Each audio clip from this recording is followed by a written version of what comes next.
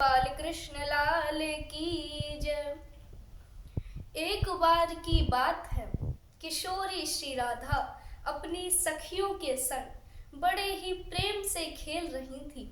तभी उन्होंने खेलते खेलते मिट्टी के लड्डू बनाना शुरू कर दिए। फिर ललिता विशाखा से बोली, अरे देखियो, कोई सामने से आ रहा है, तुझे मिट्टी के लड्डू वही है जखवाएं। अब ललिता विशाखा ने देखा कि अरे सामने से तो एक ऋषि बाबा आ रहे हैं। उन्होंने बोली, अरे ओ बाबा, न किते आइयो, हमारे श्री जी ने लड्डू बनाए, न चख के देख। यह उनका अपमान नहीं था।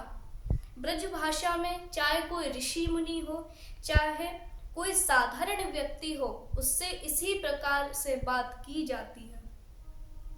अब वह ऋषि मुनि श्री राधा रानी के पास आए।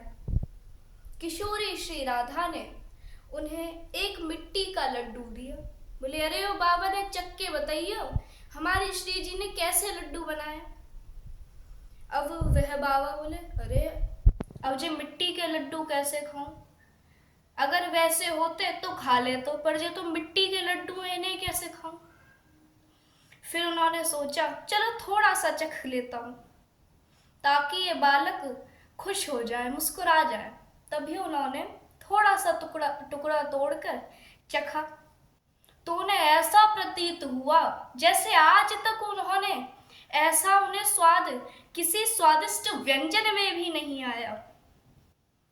और किशोरी श्री राधा को उन्होंने वरदान दिया कि बेटी, तुम्हारे हाथ से कोई भी पका हुआ, ये तुम्हारे हाथ से बना हुआ भोजन ग्रहण करेगा तो उसकी दीर्घ आयु होगी।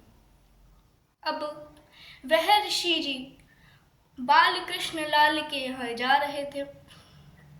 जाकर के उन्होंने मैया यशोदा से कहा, माता, ऐसी ऐसी बात है। अब मैया यशोदा ने सोचा, अच्छा बाबा, मैं भी बुलाऊंगी वह छोरी है और अपने लाला भोजन करवाऊंगी वही के हाथ से, मेरे लाला की भी दीर्घायु हो जाएगी।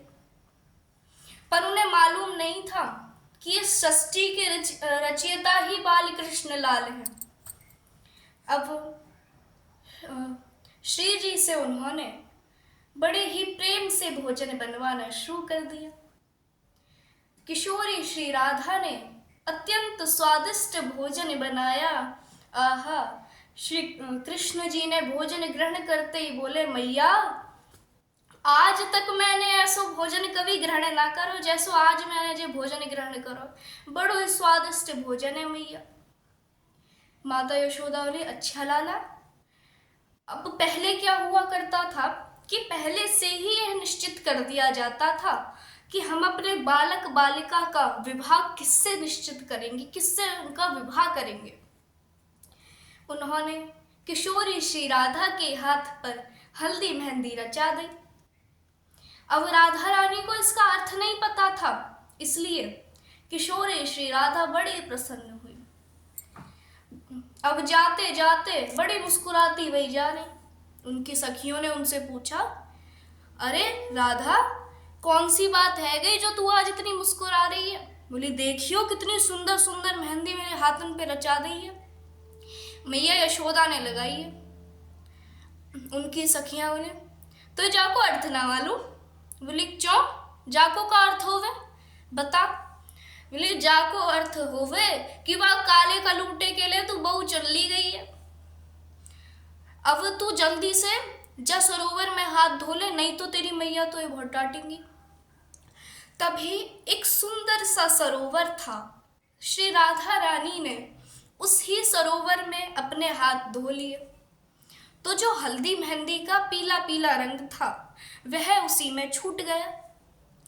तो आज भी मेरी मैया, उस सरोवर की ऐसी प्रथा है कि वहां कोई भी व्यक्ति ऐसा जाए जिसे दुख दर्दों ने घेर लिया हो, वह बड़ा ही दुखी हो, मेरी मैया, उसे वहां जाकर ऐसा आनंद मिलेगा कि वह अपने सब दुख दर्दों से छूट चुका हो और उसके सभी कष्टों की निवृत्ति हो जाएगी। और मेरी मैया, आज भी उस सरोवर का रंग पीला ही है। अब आप जब भी उस सरोवर के पास जाएं, तभी किशोरी श्री राधा का नाम जप करिए, आनंद में डूबे रहिए, बोलिए राधे राधे।